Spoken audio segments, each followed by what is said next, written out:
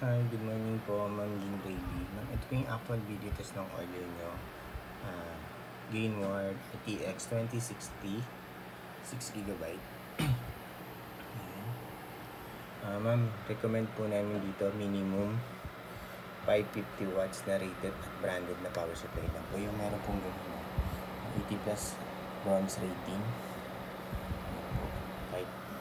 Basta minimum po 550 watts, goods na po yan.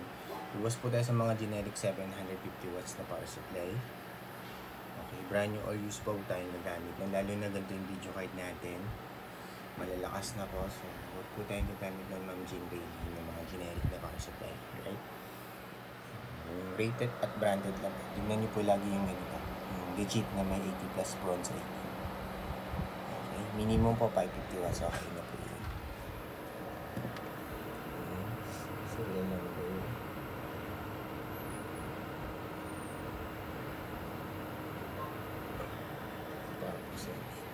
Ito 8-pin power connector yung nakakulit po sa power supply.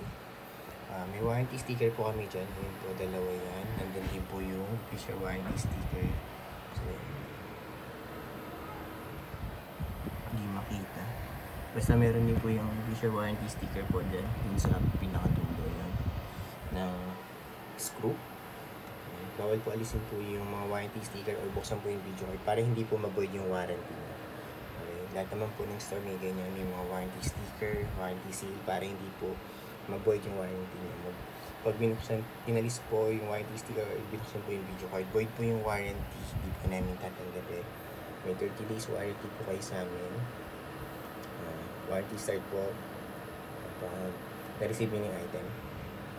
So yun, nothing to worry po. Pag may issue or hindi ng help, message nyo lang po kami. Basta po pag may an issue yan, bawal po, hindi po namin i-grant yung warranty pag wala, inalis mo yung warranty sticker, Ma'am Jean. Okay. Ayan, ito yung per mark. Time running niya dito, 4 minutes, 48 seconds na. Tapos yung graph po, stable lang yan, straight lang yan. Ito po yung buong screen, wala pong kahit na anong issue. Walang random restart or random shutdown, walang hang increase, wala din pong BSOD or garbage display yan na lumalabas. Napaka-smooth and stable na po. Wala din po yung flicker screen, yung nagba-black screen po. Wala din po siyang ganyan. All in all po, wala siyang issue. Yun lang po. Promise po, wala kayong magiging problem. Close ko na po ito. Ayan. Close ko na po yun. Ito po yung per mark, yung naran po natin. Ayan. Ayan po yung GPU detected ng per mark. Ito rin po sa GPU-Z. Ayan. RTX 2060 Super. GDDR6 6144 MB or 6GB.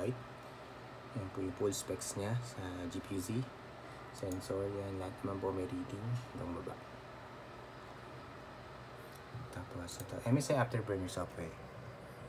Ayan, hindi po detected niya yung GPU. Tapos open po Google, yung driver check po, right click lang po sa desktop. Ayan. Naka Windows 11 lang, show more option. Tapos yan, pag nakita niyo po yan, ibig sabihin naka-install po yung driver. Napaka-importante po, laging check yung driver po na naka-install.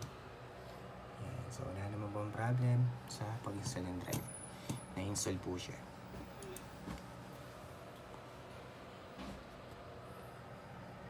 Ayan. System information ng driver. Ayan. Okay, tapos open po ako Google Chrome for time and day checking para alam nyo real time kailan namin nire-record itong video test.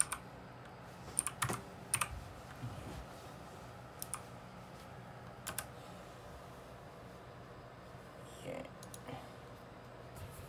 5:32 AM Sunday, November 30, 2020. Yan po yung current date and time namin na nire-record po itong video. Before po namin i-ship out today.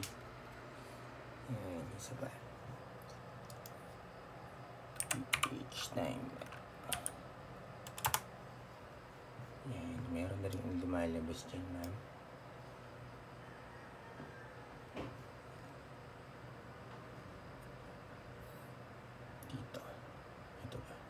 Ito pala, na-check na pala natin ito. Dito naman tayo.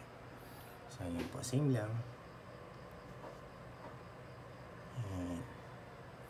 Pag gusto nyo po i-double check kung legit at kung real time talaga, yan po. Pwede nyo punta ang website. Ito din po isa. Okay, yun lang po Ma'am Jean Rayleigh. Close ko na to and shutdown para ma-ship out na po namin today.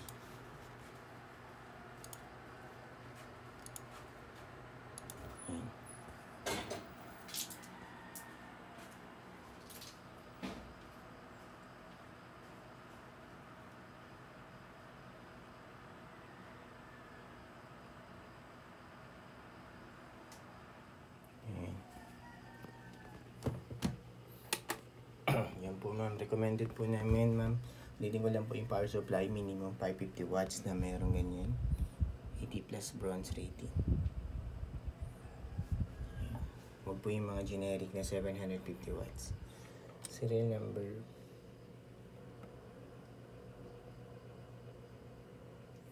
Kasi yung taas sa model niya.